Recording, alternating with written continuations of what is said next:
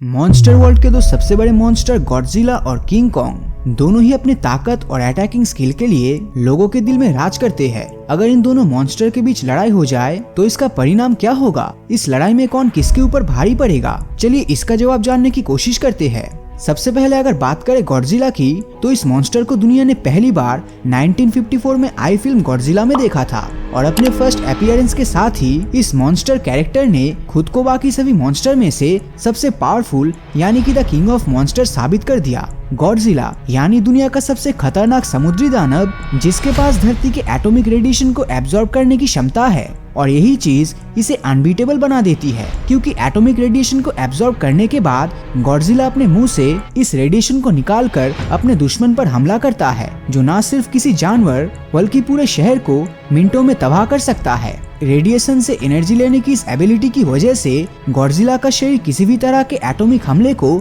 झेल सकता है। इससे उसके बॉडी पर कोई भी नुकसान नहीं होता, बल्कि इससे उसे और भी एनर्जी मिलती है। साल 2019 के मूवी के अकॉर्डिंग गॉडजिला का हाइट था ऑलमोस्ट 393 फीट, यानी कि एक 28 मंजिला इमारत के बराबर।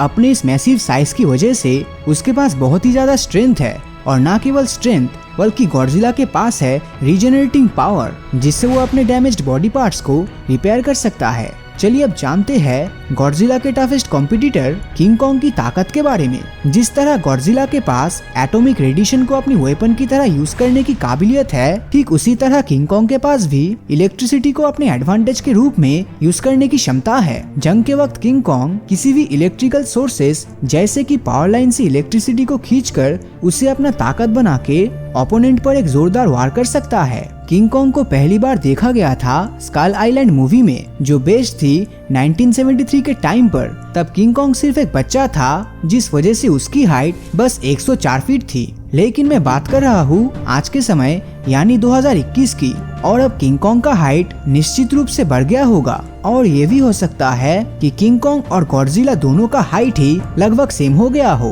पर अगर किंग कॉन्ग की हाइट पहले जितना ही यानी 104 फीट ही रह जाता है, तो गॉडजिला से हाइट में छोटा होने के कारण किंग कॉन्ग के पास एक मेजर एडवांटेज होगा, क्योंकि इससे किंग कॉन्ग अपने आप को गॉडजिला से काफी तेज मूव करा सकता है और गॉडजिला के अटैक्स को डॉज करने के साथ साथ मल्टीपल सोर्सेज से हमला करने की प्लानिंग भी कर सकता है। और तो और गॉडजिला जहां अपनी ताकत की मदद से दुश्मनों को हराता है, तो ही किंग कॉन्ग अपनी ताकत और दिमाग की वजह से जाना जाता है, जो लड़ाई के दौरान अपने आसपास की चीजों को हथियार के तौर पे इस्तेमाल करना जानता है। लेकिन दोनों का हाइट लगभग एक बराबर होने की वजह से गॉडजिला को मेजर एडवांटेज मिलने वाला है, क्योंकि किंग कॉन्ग अपने बराबर के हाइट के मॉन्स्टर को हराने के लिए ज्यादातर समय उसके जबड़े पर हमला करके उसका जबड़ा ही तोड़ देता है। ठीक इसी तरह जैसे ही कॉन्ग गॉडजिला के जबड़े को तोड़ने जाएगा, तभी गॉडजिला के मुंह से निकलने वाला एटॉमिक ब्रीथ कॉन्ग को ही तबाह कर देगा। वैसे गॉडजिला के साथ किंग कॉन्ग के महायुद्ध का रिजल्ट काफी हद तक डिपेंड करेगा इन दोनों की लड़ाई कहाँ हो रही है उसके ऊपर। अगर शहर के अंदर ये बैटल होती है, तो कॉन्ग के पास इलेक्ट्रिसिटी वाले अटैक्स यूज करने का भरपूर चांसेस रहेगा, और साथ ही गॉडजिला के मुंह से निकलने वाले पावरफुल एटॉमिक ब्रेथ से खुद को बचाने के लिए कॉन्ग को बड़े बड़े बिल्डिंग्स भी मिल जाएंगे। तब कॉन्ग एक बिल्डिंग से दूसरे बिल्डिंग पर जंप मार के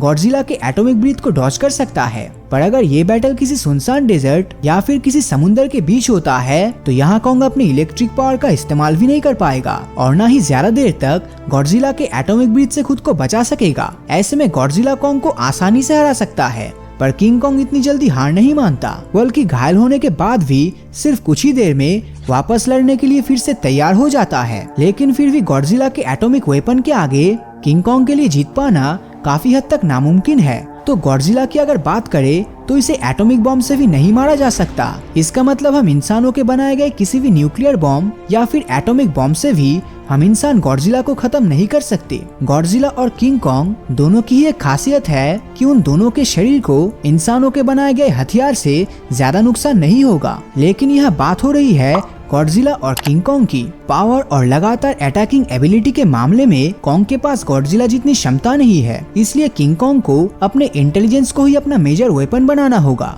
एप प्रजाति होने के कारण किंग कॉन्ग गॉडजिला से काफी ज्यादा इंटेलिजेंट है और हम सब जानते हैं कि किसी भी युद्ध में जीतने के लिए ताकत से ज्यादा दिमाग की जरूरत है। तो इनके बीच की लड़ाई में कौन जीतेगा ये सिचुएशन के ऊपर डिपेंड करेगा। और कुछ दिन बाद गॉडजिला और किंग कॉन्ग की एक मूवी रिलीज करने वाली है, तो हमें उस मूवी के थ्रू भी इन दोनों में से कौन जीतेगा इसका पता चल ही जाएगा। तो आपको क्या लगता है, आपके मुताबिक इन दोनों में से कौन सबसे ज्यादा ताकतवर है? इस बारे में आपकी राय नीचे कमेंट करके जरूर बताएं। और अगर ये वीडियो आपको अच्छा लगा हो तो इस वीडियो को लाइक और अपने दोस्तों के साथ शेयर करना मत भूलना। और अगर अभी तक आपने हमारे चैनल को सब्सक्राइब नहीं किया है तो सब्सक्राइब करके नोटिफिकेशन बेल को ऑन कर दीजिए, क्योंकि मैं ऐसी ही वीडियोस हर हफ्ते लाता रहता हूँ। तो मिलता हूँ आपसे अगले वीडियो में, और हमेशा की तरह थैंक्स फॉर वॉचिंग। और जिन लोगों ने अभी तक हमारे फेसबुक पेज ब्रीदिंग नॉलेज को फॉलो नहीं किया है वो वीडियो के ऊपर दिए गए फॉलो बटन को क्लिक कर दीजिए, ताकि जब भी कोई नया वीडियो अपलोड होगा उसका नोटिफिकेशन आप तक सबसे पहले पहुंचेगा।